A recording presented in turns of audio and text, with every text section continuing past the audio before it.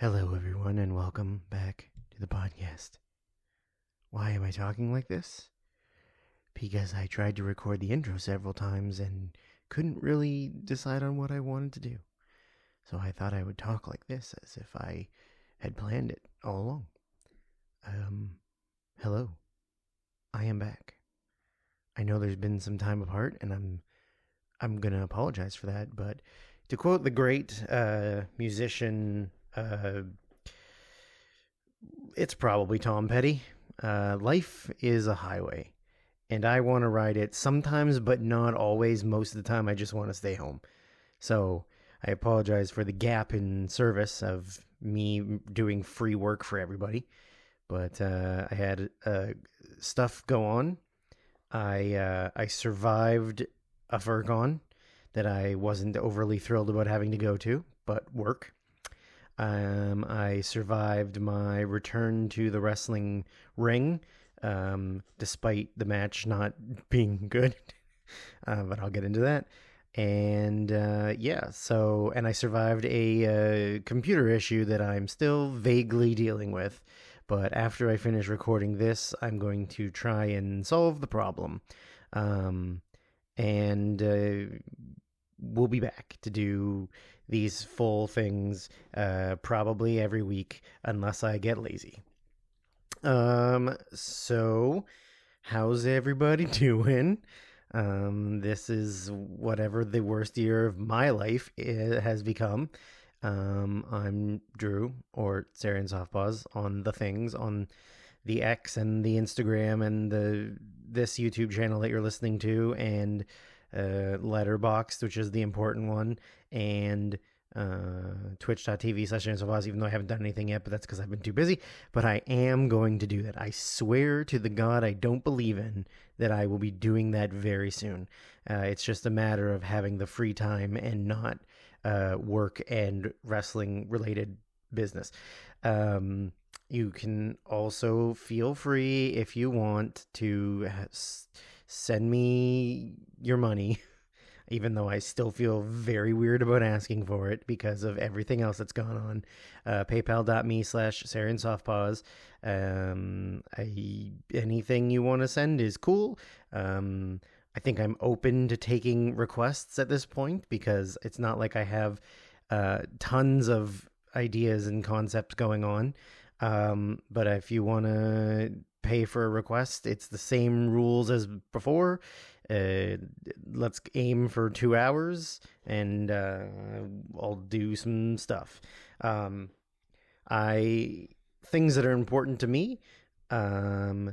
Noted friend of the podcast and one of two people now who have flown themselves to a venue where myself and or Scott have wrestled a match to watch us. Caffey did make me some incredibly awesome artwork for the hockey related streaming stuff I will be doing, and I could not be happier about how it looks. It's awesome. Thank you, Caffey. And you can see it on my Twitter if you haven't seen it already, or I guess I can just put it in the picture of this, although I'll probably forget by the time I'm done recording this. I'm currently attempting to break my season best movies watched in one full calendar year. I'm currently sitting at 481 movies this year. I believe my record is like 526. So I've got, what is it? Today is October 29th. So I've got 2 full months to watch literally as much as I can. I don't think it's going to be a problem. I'm pretty much doing give or take 30 a month. So that'll put me at 60 if I don't miss a bunch of time. Although I will be going to a second reluctant FurCon, but again, working, so I have no choice. So that's an important thing for me. I'll get into the things I wanted to talk about. I'm not going to get too deep into the details of just the computer stuff was glitchy and editing stuff, and I think I might have to release the first episode of the Spooky Tale as like half of an episode, and then I'm probably going to have to re-record the second half, which is fine because it ended up being insanely long, way longer than I thought it would be, and it's just going to be an easier listen as two parts probably. So, yeah, I'm going to figure all that out after I finish this episode. It's only 2:50 in the afternoon today, so presumably I will be able to get everything I want done. So stay tuned for that. It's coming. So let's, as we are known to do, let's start with the ceremonial popping of the energy drink. I'm going to a Rockstar Punched Orange Swirl today. There are 2 new Rockstar flavors that I had, both of them off pod in the last week. They are like one's a cherry one that is actually pretty good, but kind of tastes like cough medicine, just a little bit. And the other one is like a mixed berry, which was it's like a blue raz, I believe. And not bad. Pretty good. I will probably drink that one again. Not sure if I'll drink the cherry one again, just because, yeah, it does kind of taste vaguely like cough medicine. So I'll just stick to these ones that I have that I like while they're still limited time only.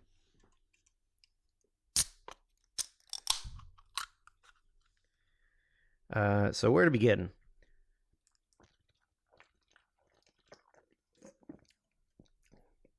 I guess BLFC, biggest little FurCon, Reno, Nevada. That was last week for me. Or sorry, 2 weeks ago for me. I went down for my job, where I will not disclose exactly who I work for, but I'm sure if people do some digging, they can probably figure it out. And yeah, so we went down. I did get pulled in at the airport going through customs, but it was very easy and quick. I got blessed with the best case scenario of a border guard, which was an Indian guy who liked wrestling. So it was a pretty simple conversation, a very simple conversation of what he was actually needed to do for his job, and then a much more a much longer conversation about wrestling, because I don't know if you're aware of this, but Indian men love wrestling, and it's not even a stereotype. Like, any Indian guy that grew up in North America, or at least in this region of North America, they all fucking love wrestling. So he asked me a bunch of questions, and then he was like, so, like, you ever been on TV? And I was like, no, I kind of like have a character that just doesn't really work for being a job guy, and I'm not a good enough wrestler to be just like a regular job guy. And then we talked about that for a bit, and then he was like, sorry, buddy, I gotta take it through. And I was like, it's fine. I 100% expected it. And he takes me to secondary, and we were talking about just like how garbage my body is from wrestling. And then he goes, okay, man, well, safe trip. And so as soon as he said safe trip, I was like, okay, I know I'm getting through. And the guy inside was like an older black guy who just like couldn't be more just like annoyed at the fact that he had to work that day. Like, he wanted to just move on literally as fast as he could and get away from having to do the job, which is fine.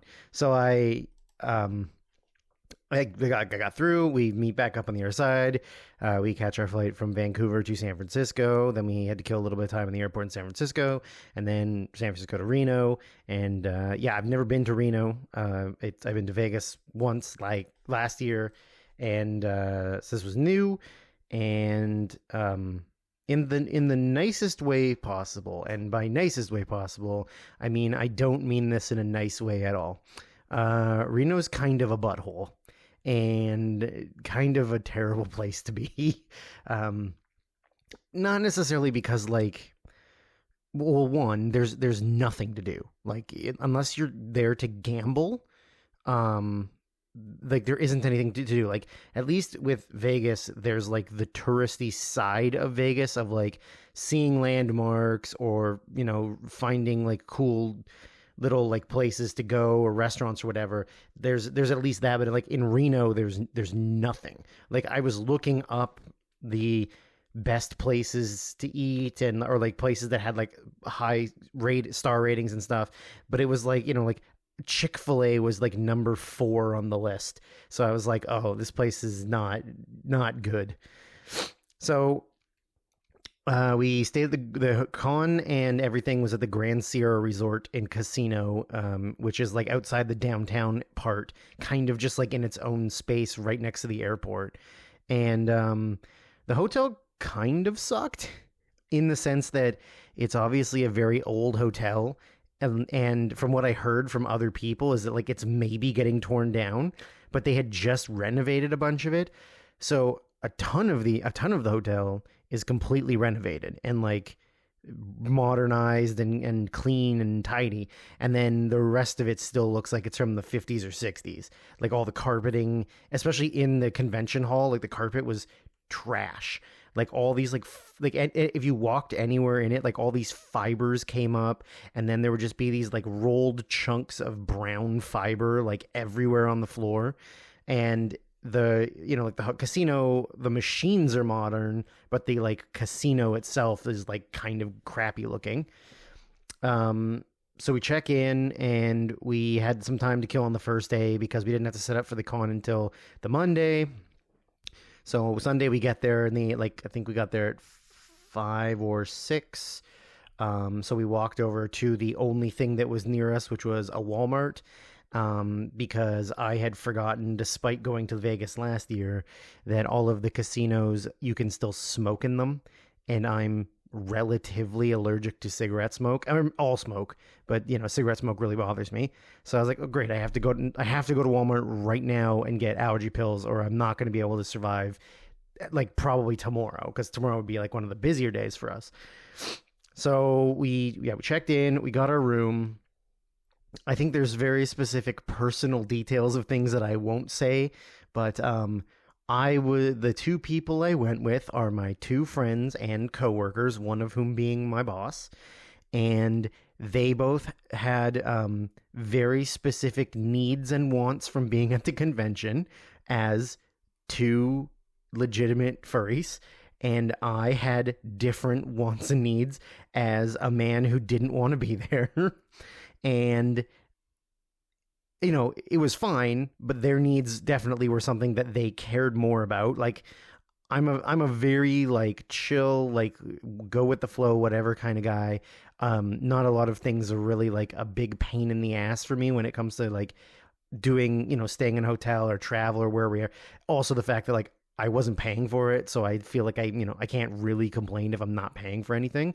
But the first room that we were in the hotel, so the hotel is like a giant cross, like that's the layout of the hotel, and it's like 20 something floors, and there's separate elevators for separate floors.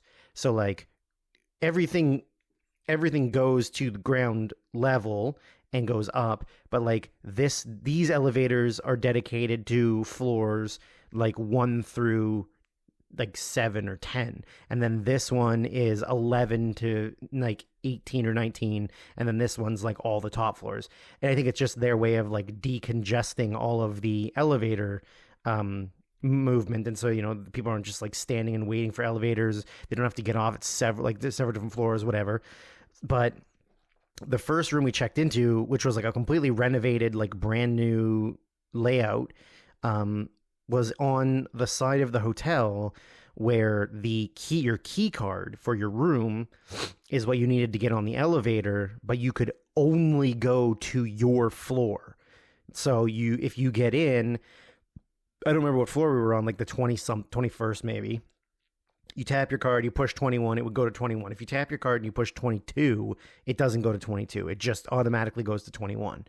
And so for the 2 furries I was with, who were very much like well, room parties and visiting and blah blah. Like I can't. I want to be able to go see other people, and in other words, you'd have to be with somebody from that floor to go tap you in and blah blah.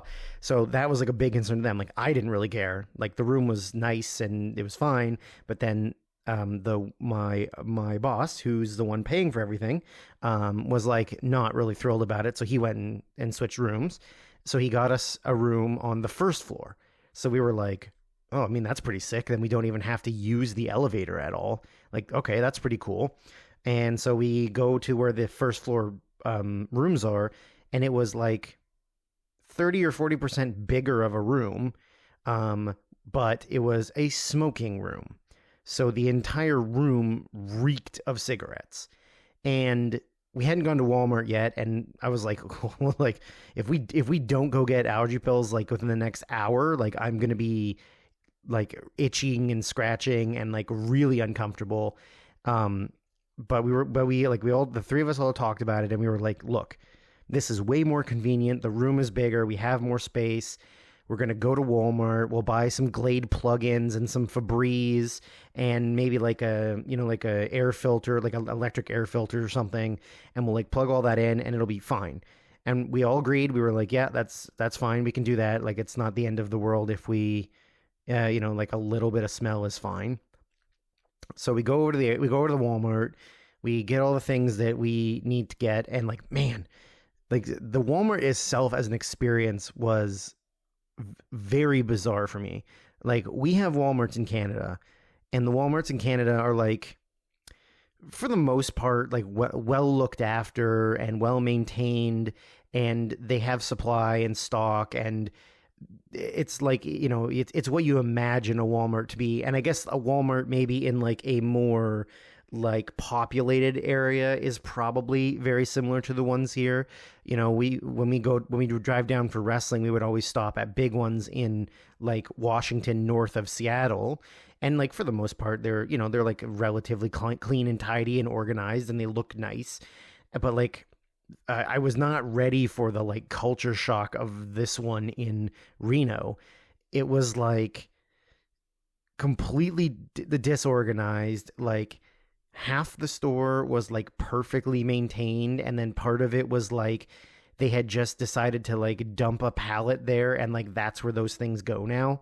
And the like, so like obviously we're getting food, we're getting supplies that we need for the next day for the setup for the con, and then also we're getting like, I'm getting allergy pills, and I think we're getting some other stuff, and I obviously want to go check out if they have Blu-rays. And the whole electronics department was just like, I've never seen anything more like barren, but while being barren, also completely messy with like product and stuff everywhere. Like, nothing had been organized or cleaned. There were people working in the electronics department, but it was very clear that like their priority was not to like have pride in the area they're working in. So I go over to where the medication is for the allergy pills, not realizing that, oh yeah, in most of the United States, all of this stuff is locked up behind glass because they don't want people to steal it to like make crystal meth, and also just not have money to pay for it. And so they just steal it. So like, and I'd never seen that before, because here in Canada, that's not how it is. Everything is just, you access it yourself. So there's all like pain medication, cold and flu stuff, allergy pills, like razors and shaving cream, and like toothpaste and body wash and hair product, and like everything's locked up behind glass. Also like work pants and work shirts and work shoes, like all that stuff was locked up, which I was like, this is a race thing, right? Like, they're locking this stuff up because migrant workers need this stuff and they think they're going to steal it or something. That's what I assumed.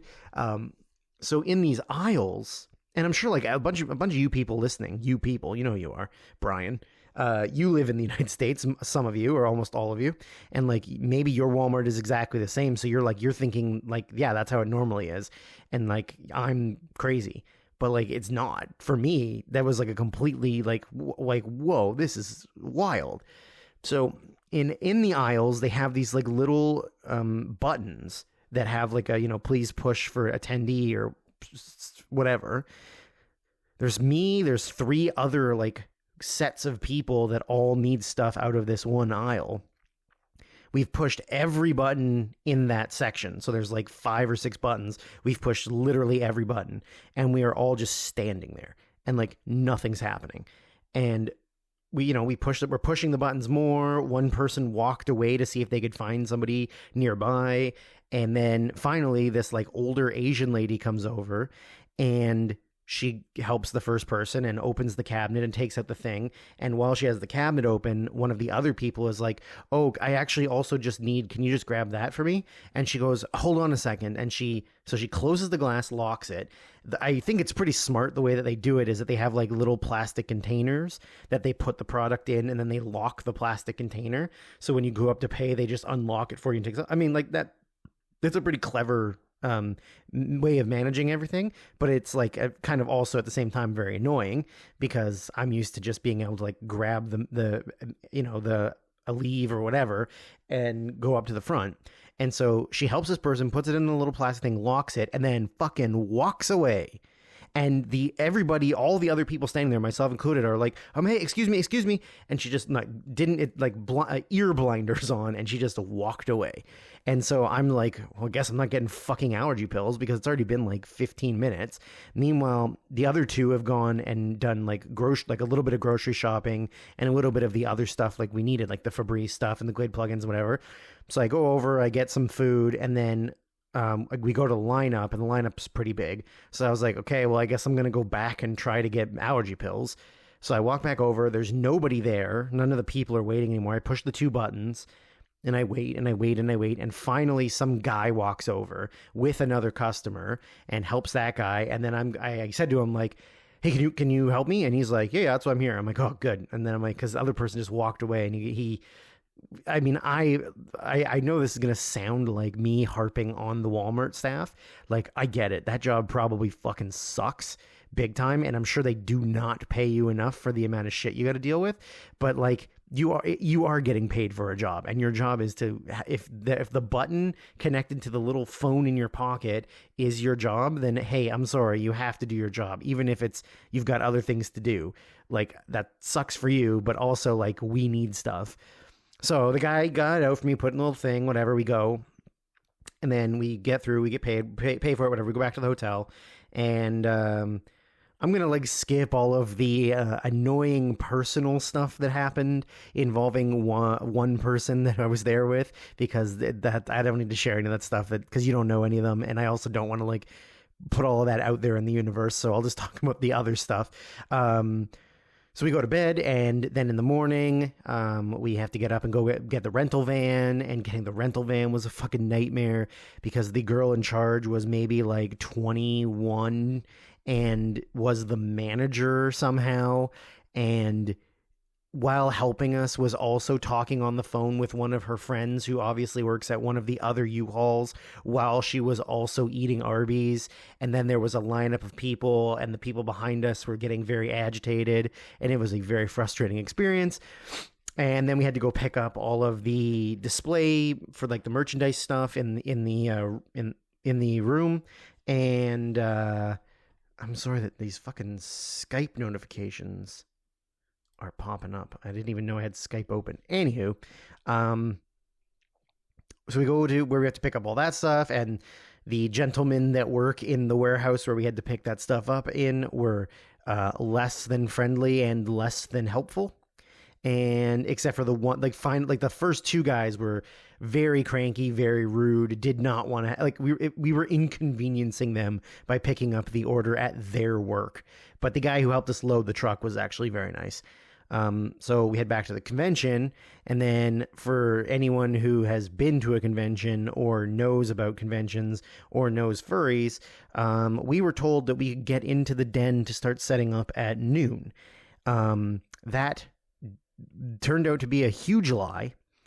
We didn't actually get into the convention center to set up until about 5:30 at night. despite being told 12 several times. It was a combination of the hotel, but also the people running the convention not communicating to the hotel properly. So we parked the van, and then we got kind of free time to do what we wanted. We just sort of had to monitor our phones to wait to get texts to say that we could come down. So I very nicely I got paid to hang out by the pool and lay in the sun and go in the pool and the hot tub, which was awesome. And then we went downstairs and we set up the convention and everything. Had to do a lot of really like small, tedious stuff of freebies and merchandise and stuff, and like that was kind of tiring. But then we like went in when we had to go back to Walmart to get more stuff.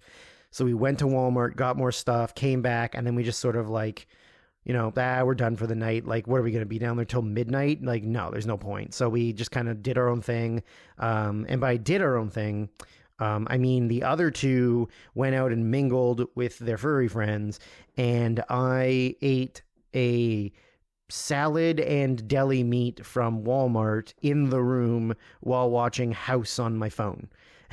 And that you'll learn that is a recurring theme for the 5 days we were there, of me being in the room watching House and eating food I bought at Walmart.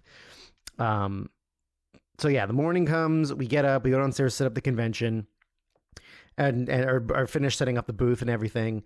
And I will say this: if anybody who has listened to the podcast in the past for any period of time, and Scott and I would talk about furries and stuff, is that I think in my head, because I only see the disgusting smut that's on Twitter, and then because of how much of degenerates my furry friends are, that I've given furries a bad, I've given them a bad visual in my head that they're all like that, and that there aren't any people that are like normal human beings who just happen to be furries. So that's on me. That's my bad. That's bad.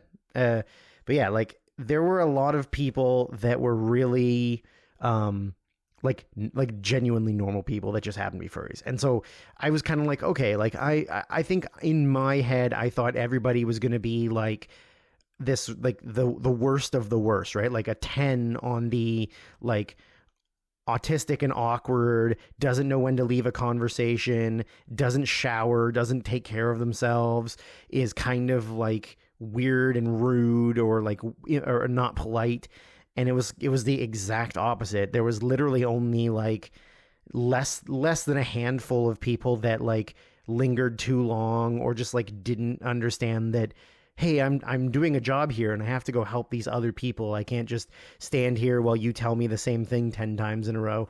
And so it was much different than I thought it would be.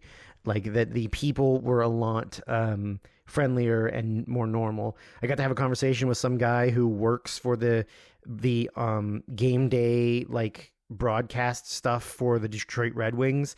So I got to talk hockey with somebody, which was really cool, like actual real hockey with somebody, which was really cool. And then just like a lot of very nice like people that came through and had a lot of good conversations. I made friends with some people in the den that have their own booths that were very, very cool people. It was like I had a lot better of an experience than I genuinely thought I was going to have. Like I thought I was going to have to hold back, like, like being a bully, I guess, or like being like annoyed or angry or like not wanting to be there. But like, I was on my feet for like, 9.5 hours every day, which is exhausting, but it never felt like it was long or like lingering. It felt like, I'm here witnessing all these people like enjoying what they're enjoying their con and enjoying their time. And then I just got to hang out, which was not too bad. It did like completely destroy my social battery though. Like by the time the day was over, I told the other two, like, like today was a good day. Like I had a good time. I am very much done seeing the two of you for the day. I'm going to go do my own fucking thing away from you, and I will see you in the morning. And like they understood that because like I told them going in, like, you know, don't feel obligated to invite me to anything. Don't feel obligated, or don't feel like you need to like check in to make sure I'm not bored. I'm like, I'm a grown ass man and I don't want to be at a FurCon. So like, do not worry. I will be fine. So like the first night, I went to Barnes and Noble because I know Barnes and Noble sells Criterion Collection movies. And unfortunately the one in Reno, much like the Walmart, was I mean, different because it was clean and tidy and organized, but like they hadn't been able to get any stock in of movies for like a month.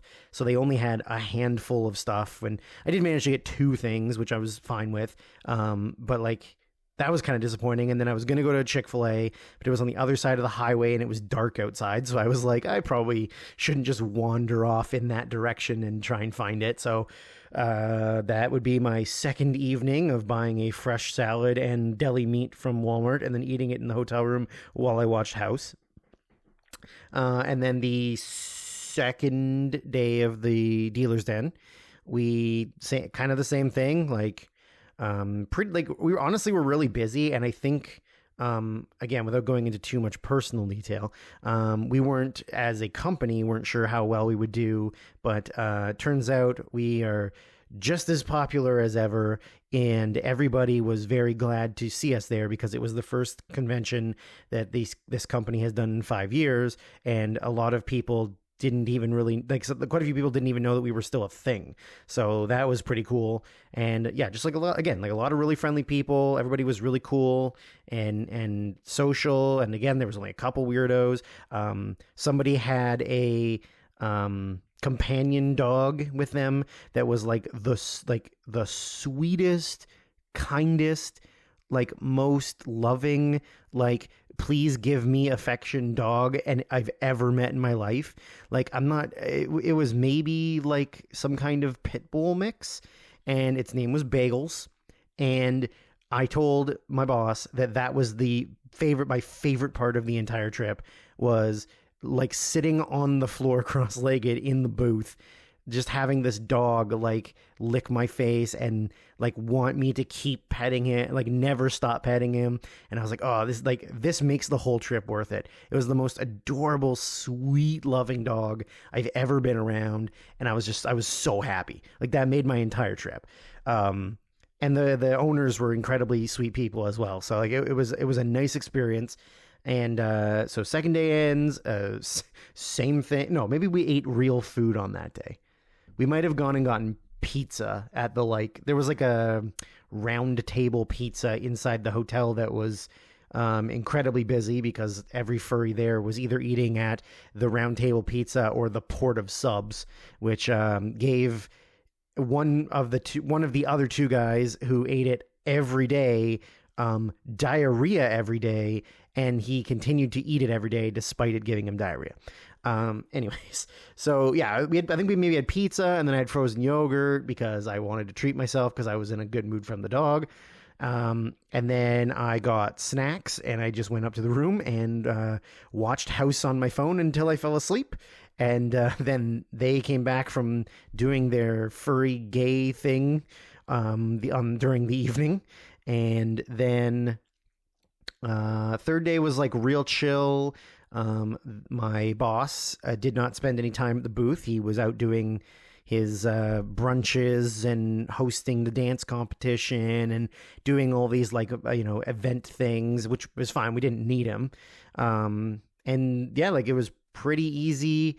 Again, like a lot of just really cool people, nice people that came and talked to us. And like I got to see a few people that a few of my friends, not as much as I wanted to, but again, like my social battery was completely drained and I was exhausted, and I just did not want to really be around people, even if it's people that I like. But I mean, I did get to see a few people that I actually know, that I'm actually friends with, and it was nice to talk to them.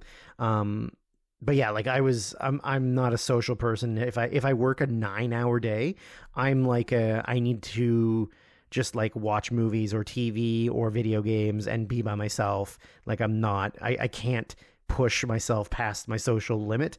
So even just having dinner, I was like, okay, well, I'll see you never.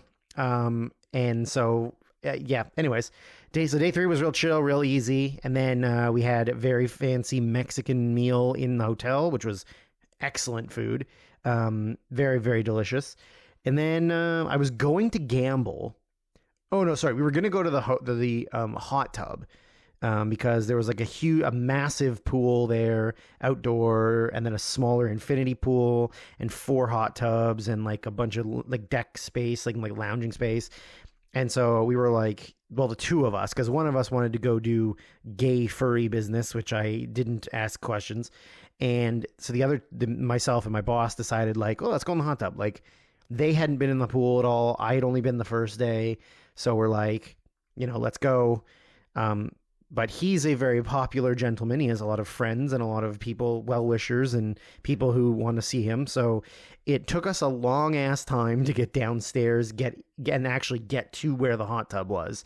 And from our room, we could see everything. We could see the full view of the pool, the hot tubs, and everything. And so looking down, we're like, oh, like it's not really that full. Like there's quite a few people, but the 2 on the far side are pretty much empty. So like, okay, let's just go for a bit. But by the time we get down there and he's done socializing with everybody and we get out to the actual hot tubs, they're just like packed past capacity. Like there are so many people in the hot tubs, and we're just like, oh man, like I guess we should have just beelined right for here. So we're like, hey, so either we don't go in the hot tub, or I guess we cram in there with all these other people, but like but both of us were kind of like, that's kind of gross. I don't know if I really want to cram in that cesspool of unwashed furry flesh. So as we walked all the way to the far ones and saw they were also full. So we walked all the way back over to the first ones, and then we saw a very interesting act of depravity in the one hot tub that really put us over the tipping point of I'm not going in that hot tub. Let me start this by saying I'm not going to yuck anybody's yum. If it's what you want to do, that is your journey, sirs. But it was not for myself nor my boss. There was a gentleman sitting on the outside frame of the hot tub, and another gentleman sitting in the hot tub up to their neck. And I will tell you at this point to fast forward probably 15 or 20 seconds if you don't want to hear the end result. Don't worry, it's not as bad as you think it is, but it is still not good. So you might want to fast forward now. The gentleman sitting outside of the pool of the hot tub had both of his feet deep inside the man in the hot tub's mouth. And we both looked at each other and we're like, yep, not going in that fucking hot tub. So we went back inside, and he went and talked to his friends some more. And I was just like, well, maybe I'll go up on the floor. I'll do, like, I don't really gamble, but if you ever go to a casino anywhere and you see a casino game that it has like a bunch of big cats on it, like I think there's a lion and a black panther and something like, that was the ones that Scott and I would always play, like no matter, like when we were in Vegas or if we saw them, we would play them. So I was kind of like, oh, okay, maybe I should go just like, put $20 in, play the game, whatever, just like sort of for Scott. And maybe, he would like, from whichever direction he's in, he would give me luck. So I went upstairs to get changed out of my bathing suit and everything. But this is very on brand for Drew. I'm sure like nobody listening will know this. But like once I'm home, like if we're out somewhere and the plan is to like go home, get changed, shower, and then go back out somewhere, once I'm home, I'm home. That's it. Like I don't do it on purpose. Like I don't say, oh, like let's just go quickly run home and blah, blah, because I know I'm going to stay home. No. It's never the decision to do that until I get home. And then I'm like, you know what? I'm happier here than I would be anywhere else. So I've just like, I'm in. So I go up to the room to get changed, and I was like, yeah, I think I'm good. Like, I think I'm just going to hang out. I don't really need to, I don't really need to go out and do anything else. I'm not really interested in being downstairs with all the furries. So I was like, House on my phone. So I watched House on my phone and fell asleep super early. And I didn't even hear the other two come back. Apparently one was at like 1 a.m. or 2 a.m. and the other one was at like 5:30 a.m. And I didn't hear either of them. And but because I'd fallen asleep at like 10 o'clock, like a grandpa, I was like wide awake at 7 o'clock. And these guys are both hungover and presumably have been taking a pounding all evening. So I got up, I like stretched on the floor because I was like, wasn't sure what I wanted to do. And then I went downstairs and I walked around the casino a bit. And then I went and got Starbucks and I just like hung out for a while because we didn't have to check out until technically 11. But we weren't flying out until 7 o'clock at night. So I just killed time downstairs and it was fine. And then when they woke up, I went upstairs and we packed up the room and then we just kind of like hung around in the room until the maid service came and kicked us out. And I came downstairs and we checked our bags in with the concierge, and we were like, okay, well now we have to kill like 5 hours before we have to be at the airport, which is like not even a 10-minute drive from us. And we found like what is considered the best buffet in Reno, and we went. It was at the Atlantis, which is another hotel. It was $60 a person. I'm not entirely certain that it was $60 worth, but it was still pretty good. Again, I also wasn't paying for it, so wasn't going to complain. Like, I'm not going to say like, why don't we go to a better one? It was good. Like, the food was fine. For like a buffet in like a casino-y sort of resorty town, like not bad. I didn't get sick, so that was good.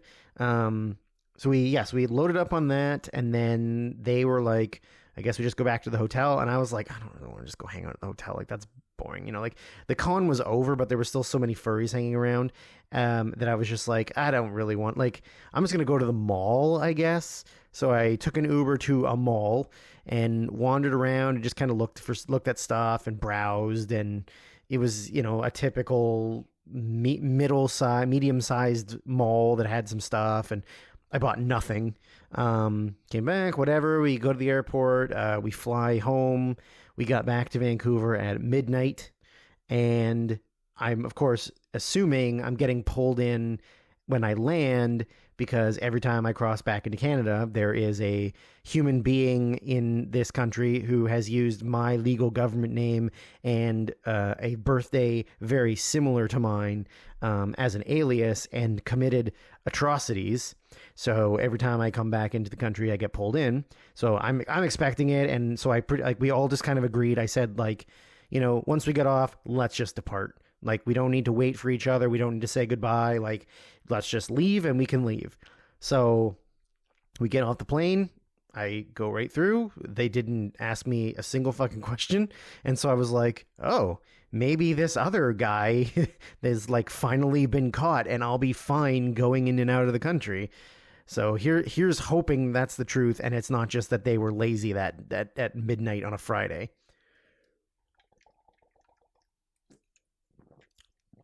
So yeah, the trip was better than I thought. I spent way less money than I thought, which is nice. And other than kind of being a little bit bored at night in the hotel, yeah, it was a much better experience than I thought. And now I get to go to Midwest Fur Fest in Chicago, or outside of Chicago, in like a little over a month, or like a month and a bit. I'm sure that one will be different because LVFC was like, I think they said 3,000 people, and MFF is like 17,000 people. So it's going to be a much grander stage and experience for everyone. And also, from what I understand, is that the con is at one hotel, but there's not enough rooms, obviously, at that hotel. So people have to stay at like 7 or 8 hotels in the general area of the con. And if you get stuck at one of the outlying ones, it really sucks because you have to do like a lot of Ubering in and out. which I'm less than thrilled about. But again, I'll probably be doing the same thing. Like, I'll be hanging out in my hotel room at night, so it doesn't ultimately matter as long as there's like food and stuff nearby. And I've been to Chicago once, I don't know, once or twice. I did some wrestling there, so and I have friends who live there, and I've talked to one of them about like, hey, for free, let's try and meet up and whatever. So I guess, yeah, I'll look for that. I mean, the con's 4 days, so it'll be more work, and our booth is bigger, and it's kind of right in the center, so we got like one of the better spots. So I imagine we're going to be insanely busy, and I'm going to be very, very tired and I'm going to be more antisocial. So that's something to look forward to. I did write some notes down. Like, so when Kelly and Scott had gone to conventions in the past, they had sort of like taken like an inventory of the things they've seen. And, I decided I would do the same thing so I could regale everything to Kelly when I got back, which I got to do last night. I'm not going to read the ones that are like too mean because I don't want to hurt anybody's feelings who are listening to this, but I will read the ones that were important to me that are okay to say. So something I hate about FurCons is the amount of people that wear hockey jerseys, but it's not because of them being fans of hockey. It's because it's an Arizona Coyotes jersey or a Florida Panthers jersey or like a Minnesota Wild jersey. And you're like, oh, hey man, I love a jersey, blah, blah, blah. Like, and they're like, I don't know. I don't even know what the jersey's from. I just like it. And you're like, we have nothing in common. So that's always frustrating because I'll see like a really cool, like a more obscure NHL jersey that like you'd never really see. And I'm like, oh, that's like, really like the jersey. And I'm like, like talk about mention something very specific to the team or hockey or whatever. And they just look at you. They're like, oh, I don't even know what this is. It's a dog. And I'm like, oh, all right, I'll move on. Well, I can't say the next two because they're kind of mean. And the other one is also kind of mean, but I'm going to say that one. I discovered that most furries will very, very, very gladly tell you all of their medical woes in spite of the conversation and no reference or anything being mentioned about their personal lives or being sick or medical anything.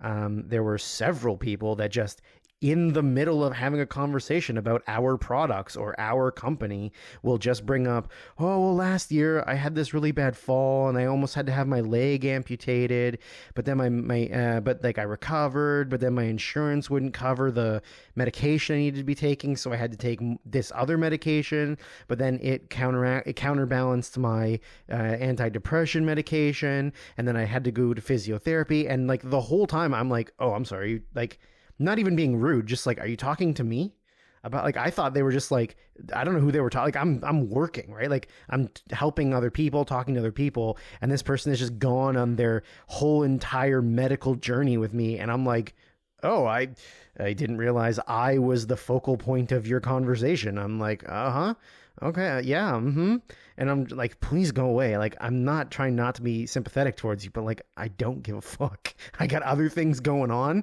I don't need to hear about your sad life, and like, it sucks. I get it, but like, I'm not the person to vent that to. So there was a lot of that. Now the outside of the convention, I very realized that despite being a Vancouver, I'll generously give myself a 6. I'm a Vancouver 6. I'm a Reno 11. Being inside that Walmart at multiple times throughout a day, I realized like, oh, I could have my pick of the litter. Like, anybody in here would be like more than excited to have me be interested in. I know that sounds cocky and terrible, but like, I really did genuine. Like, I could see like a guy, like there'd be like a girl with a guy in there, and the guy would be like, he'd look like either a total scumbag or just like, she's like a relatively attractive girl and he's like a troll. And I'm like, oh man, like I could do myself real well here if I wanted to. I didn't want to, and I didn't, but I could have. I discovered that there is a different style of facial hair in the community that is not a neck beard. It is an under neck beard. That would be people whose beards go behind their, like, in the middle of their double chin. So like the first chin is covering up part of the beard that is growing underneath. And that's a real choice of not shaving that. Whether you can't see it or reach it, I don't know. But there were several under chin beards that I saw. Nope, that one's mean. That one's mean. Oh God, it's several. This first and second night, from about 9 o'clock until 11 o'clock, there were howl parties going on downstairs at the hot tubs. So I'm upstairs in my room on the 15th floor, and every like 10-ish minutes, I would hear about 50 people just start howling. And it took a lot of my energy not to like smash the window and throw a chair downstairs at them. Because it was, not only was it kind of annoying, but also just like how is that fun for anyone? Like I get it if you do it like, you know, one time or two times, like as a gag, but it was like 10 minutes every 10 minutes for almost 2 hours. And I could barely hear house. I was like real annoyed by it. So to go back to the hotel kind of sucking, there was a massive water issue the second day we were there. So the whole time we've been downstairs at the convention, they've been upstairs working on the water. And at some point they had gone into, I guess, all of the rooms to make sure that the showers were working. And they left our shower cranked all the way open onto hot.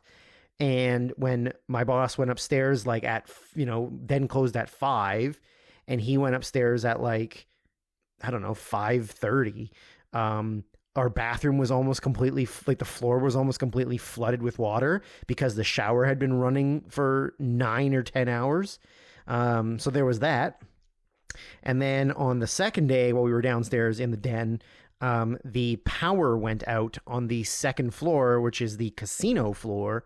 So everybody that was upstairs gambling, all of the machines shut down. So now I feel really horrible for all of the casino, or all the employees working at the hotel and the casino, because all of those people were fucking furious. People that had put in, like, we were watching people gamble at one point. Like, we were just waiting. We were standing around waiting for something or someone, and just look over, and they're like, you know, there are people that have like $15,000 put into a machine, like a slot machine, and they're just playing like it's nothing. And then the machine's going to shut down, and you're going to like that, like all that money in theory is gone. But I'm like, obviously the hotel fixed it, but like I do not envy those people of like having a line of people that were like, I had $18,000 in that machine, and then now they have to like credit you it and shit. Like that seems so frustrating. I would be so empathetic towards those people at the hotel. And like the people at the hotel were really nice. They were really friendly. One minor detail that I just forgot about, just remembered that I forgot to mention earlier, was so we got there on the Sunday. On the Friday previous, at the exact same hotel, there was a Donald Trump rally, and the maggots, as it were, not to be confused with maggots, which are Slipknot fans, but the maggots, MAGA idiots, a lot of them stayed for the weekend, I guess, because they'd already paid for a room and whatever to be there for DT. So they stayed for the weekend. And at one point, my boss, I think when he was switching the rooms from the smoking room, like apologized for like, you know, I'm sorry you have to deal with all the furries this weekend. And they were like, oh, no. Like, the furries are significantly better than the Trump people. They're like, we have had zero issues with the furries. It has been all of the Trump people. And we're like, Yeah, that checks out. I'm like, congratulations, furries. You've finally beaten out one group of people for being like neurotic and annoying and disgusting. You're number 2 on that list. Congratulations. But yeah, we saw people walking around with the hats and the shirts and everything, and yeah, it was crazy that we were like interacting in the same space as them. And then also on the Monday night, there was a Judas Priest concert at the hotel. So now you've got a few remaining Trumpers and a massive group of furries, and then a bunch of like old metalhead biker dudes who idolized a band that they never realized was gay icons. It was a wild and wacky group of people. What else do I got here? Can't say that one. I saw one furry have a full-blown mental breakdown because he missed the elevator, and that explains a lot. There was... I said that one. I've never seen so many human beings drinking multiple Powerades as and or with their breakfast. There were several people inside the Starbucks that were eating like a Starbucks breakfast sandwich and then chugging 2 blue Powerades. Yep, that's furries. I said the lockups. There were, well, I can't say those ones because those ones were very like specific to the 2 people I was with, but I had a couple of very funny moments of them interacting with clientele that I would say were unintentionally less than PG, which were very off-brand for them, but like it was very funny that it happened and it wasn't me.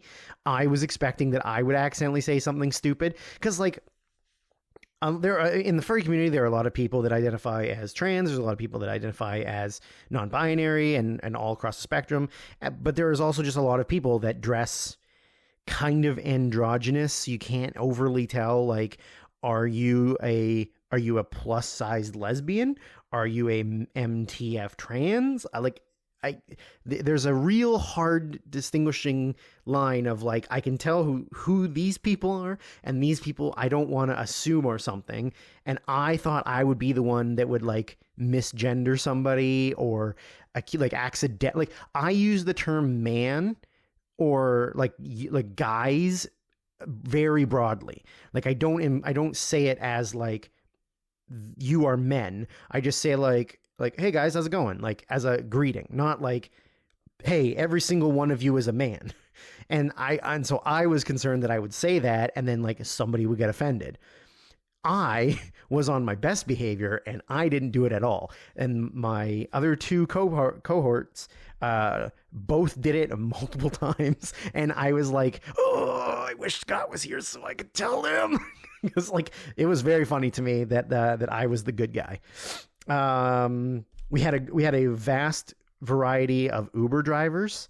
So the one that picked us up from the airport was a later in life trans woman who I didn't know was trans until Matt told me. Not because I couldn't tell that they were feminine looking.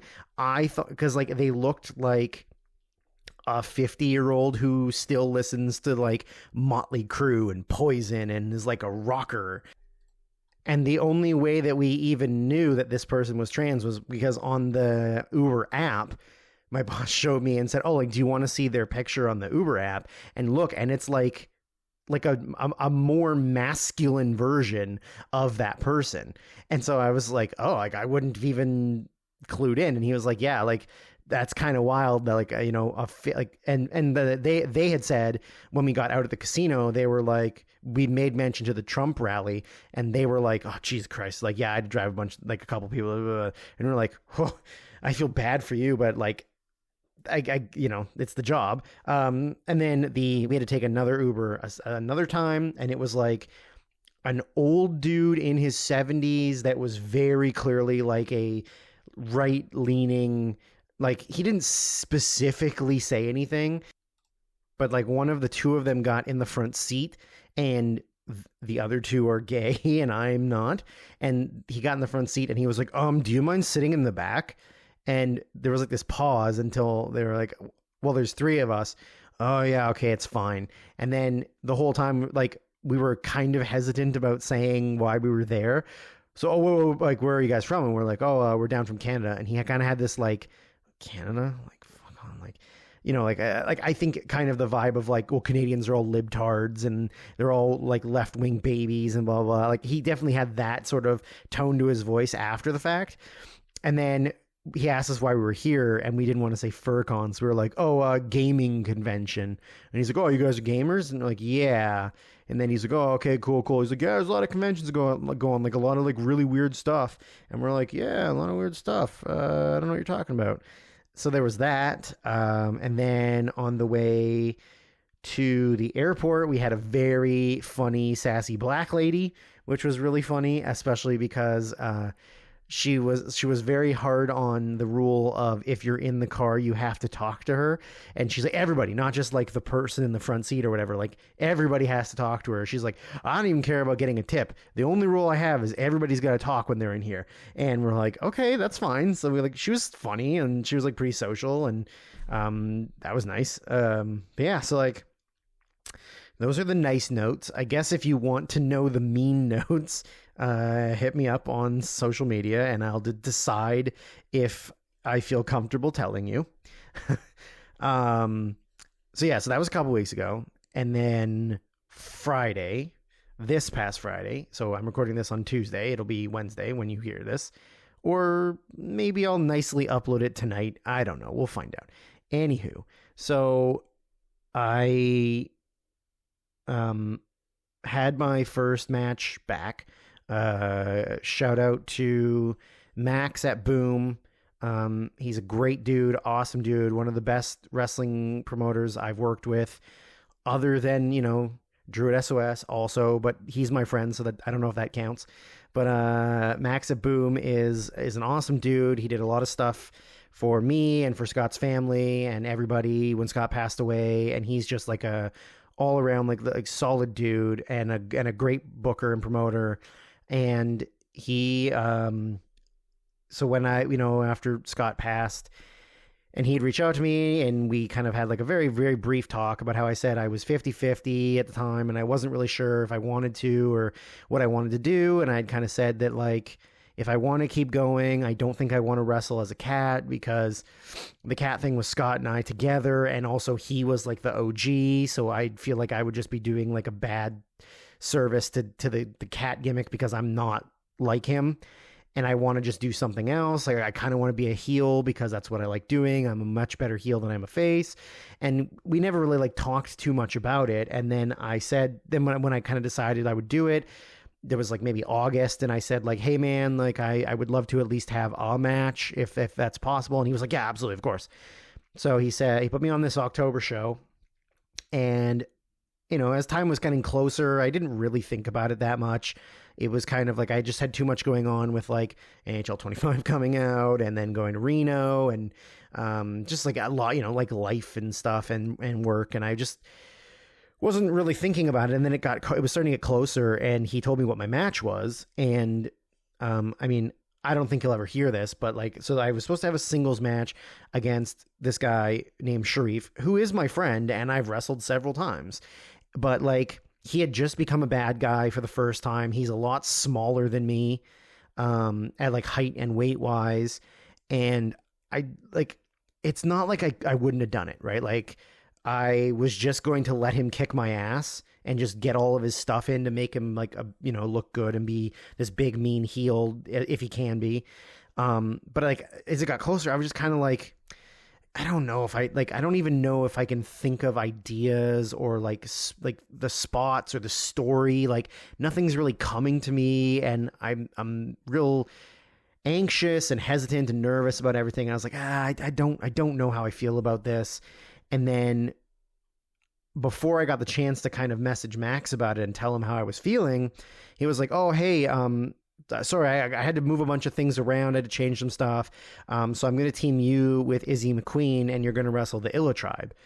And I was like, all right, that's pretty cool. Like, shout out to Coco and Shug, because Illa Tribe are my guys.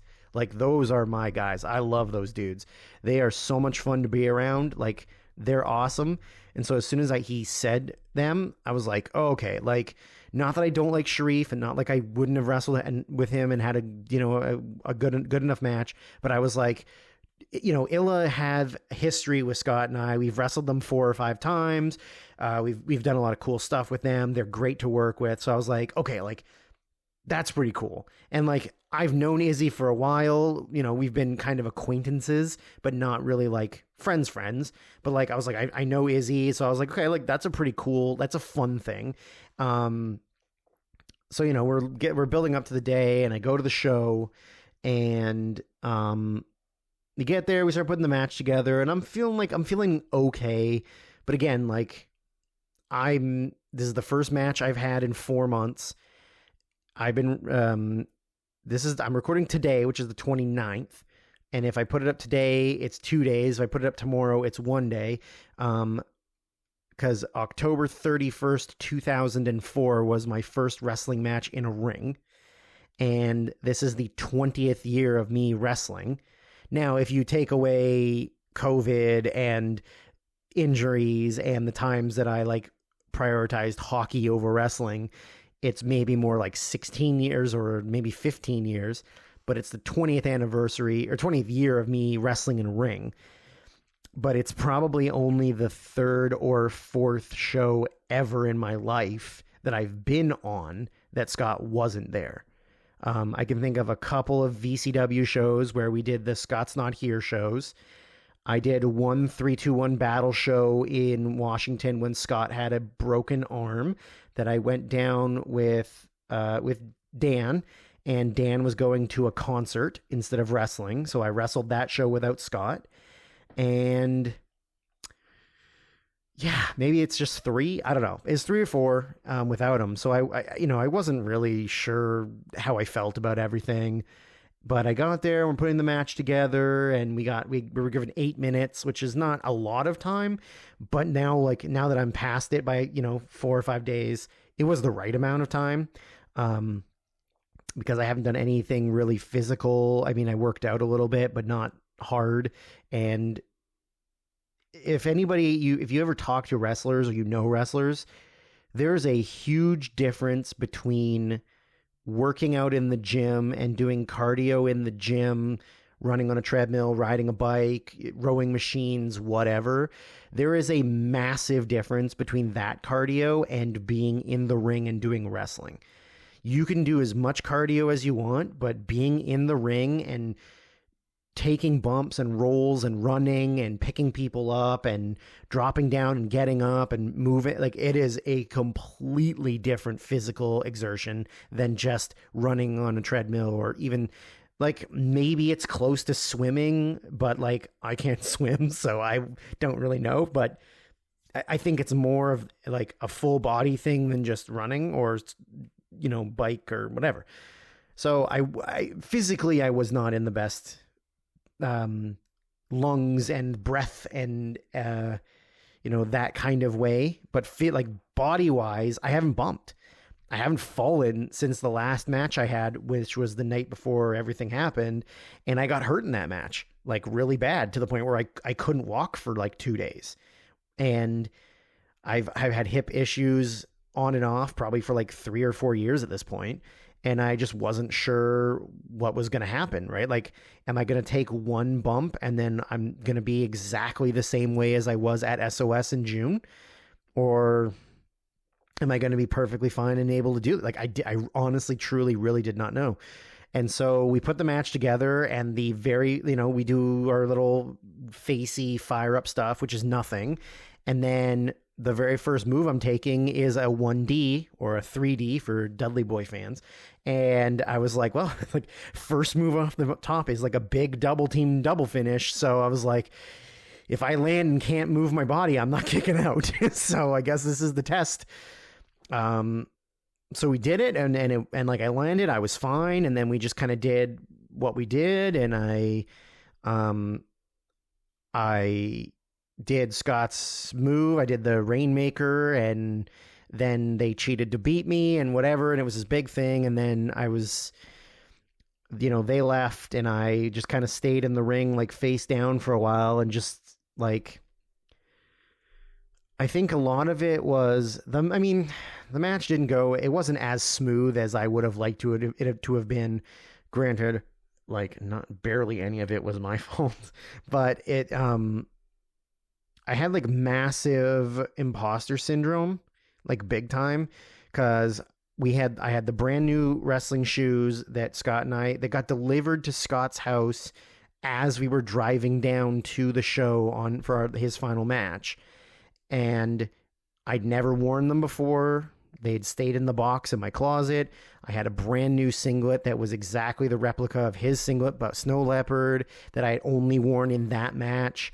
Scott had ordered brand new elbow pads and brand new knee pads to leave up here in Vancouver, and I wore both of those, even though I don't wear elbow pads normally, and I don't like AMA knee pads, but that's what Scott liked.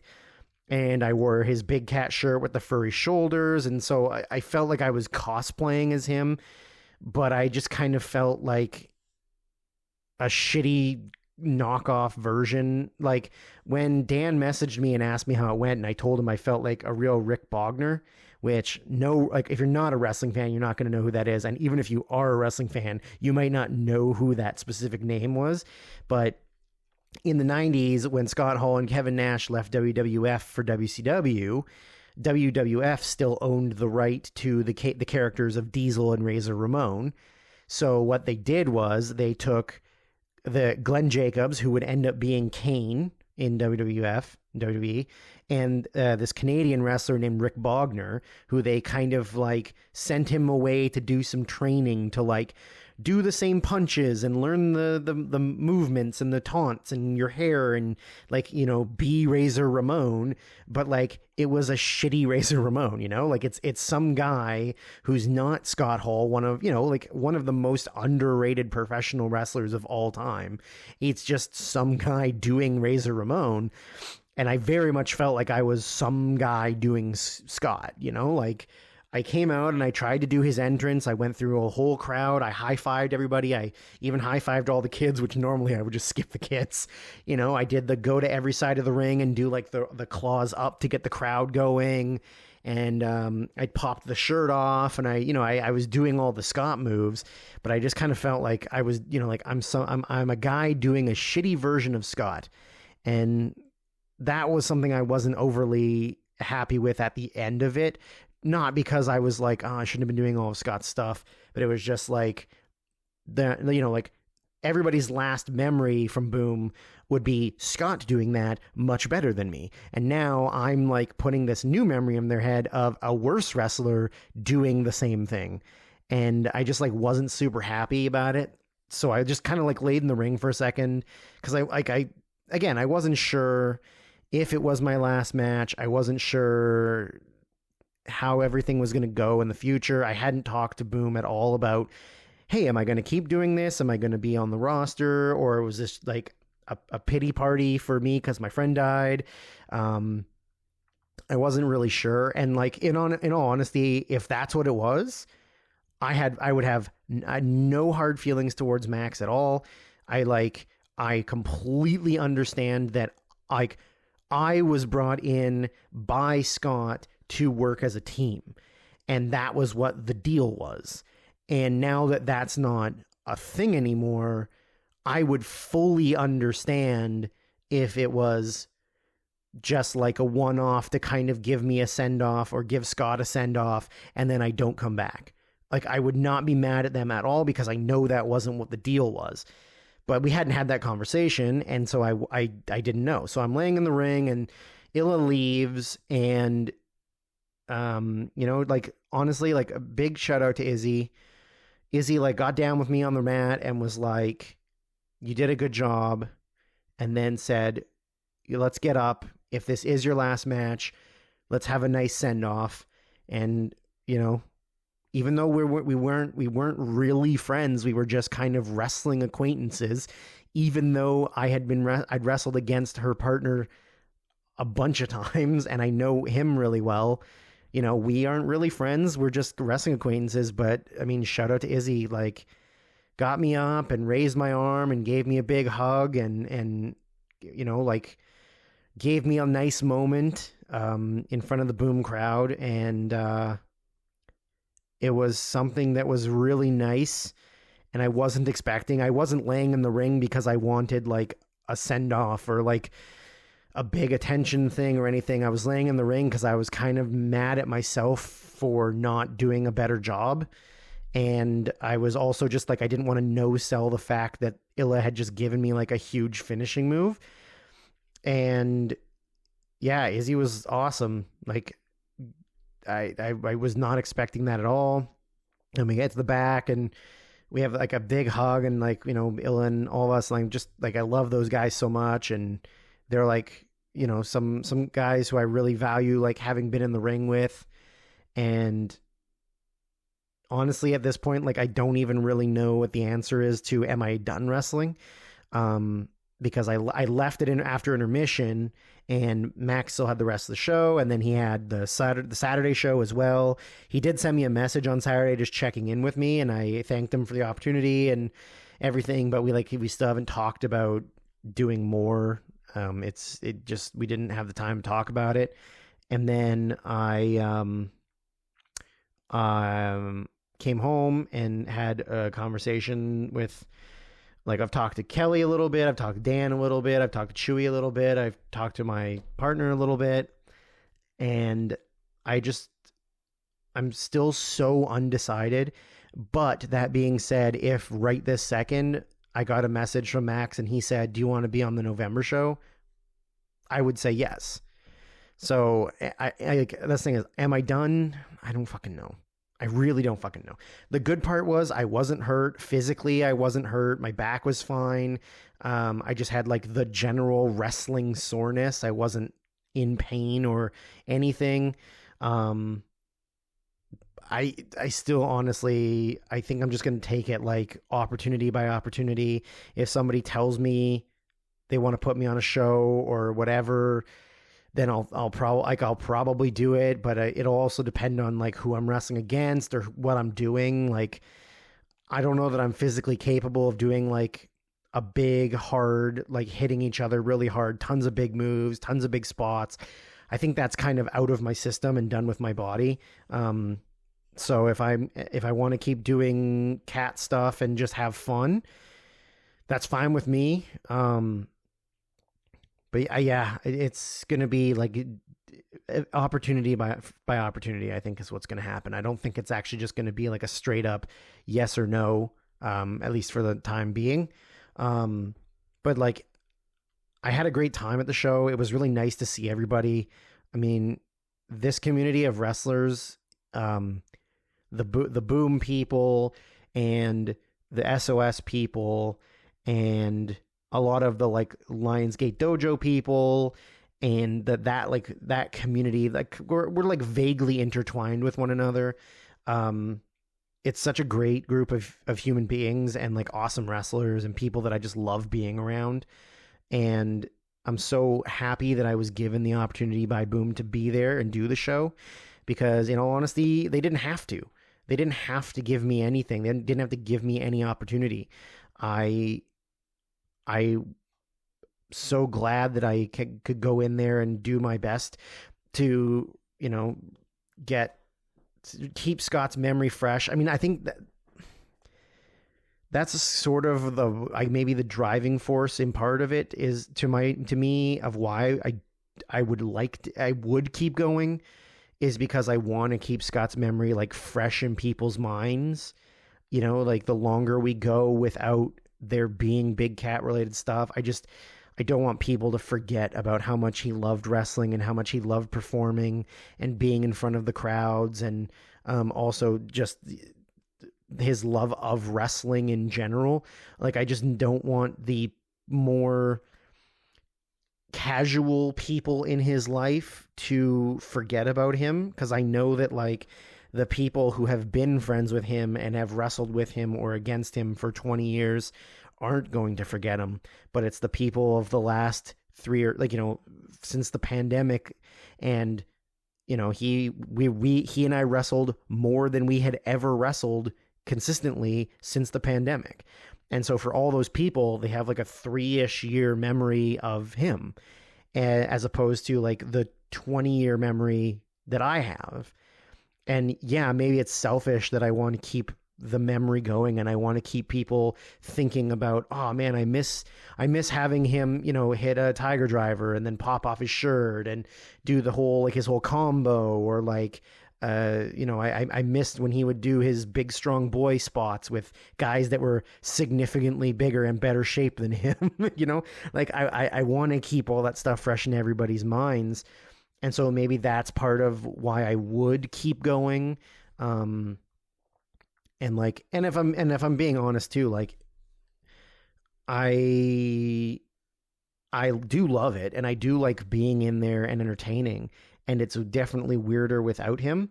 But it's also just strange that, like, Scott's obviously gone and Dan's retired, and I don't know how much Kelly still has left in him for wrestling. And I think, to me, I was always the 5th best member of the group. And then when Chewy retired and got married and moved on, I was the 4th best member of the group. And I think it's very weird if I'm the last active wrestler in the group, because I'm the worst wrestler in the group.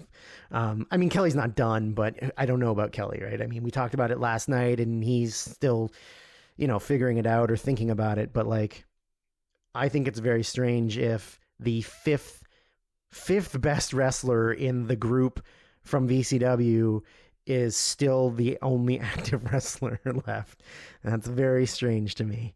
But yeah, it was a nice show. And, like, I think I said this at the beginning, where I talked about Kathy making that awesome artwork for me, is a shout out to second ever listener and friend of the show and of everything, Caraxa Collins, who flew from Minnesota to Vancouver to watch that match and then immediately left in the morning and flew back home. That is a wild dedication to watching a bad wrestling match in Vancouver. But like I said to you, Caraxa, that is incredibly awesome. I couldn't believe you actually came. And thank you for bringing me my second bag of Coke Oreos. I have had several of them, and they're still only okay, but I am going to eat the whole bag like I did in Reno. But again, thank you for coming. I honestly did not expect that at all. It's a very cool thing, and I'm sorry that you maybe didn't see my last match ever, and that was the whole point of coming. But I do appreciate you coming still, and yeah, that was very cool. So, I don't think I have anything else super important to tell you right now. I am going to try and fix the other one that I recorded already and try and get that put up. Whether I put this up tonight or for tomorrow morning, I am still undecided. We'll see how far I get after I stop recording this. Again, Saren Softpaws on Twitter and Instagram and Letterboxd, which is the important one. You can watch me count down to beating my yearly record of 526 movies in one calendar year or whatever it is. Don't worry, I'm going to pass it. And twitch.tv/SharonSoftpaws, which I swear will be a thing. I just have not had the time to do it at this very moment. And again, if you feel like supporting me or this thing or whatever, don't feel like you have to. I'm not going to be as pushy about it as we used to be. But paypal.me/SharonSoftpaws is the thing you can put things in. And we will talk soon. And I hope you all are having an okay time. Okay, thanks, bye!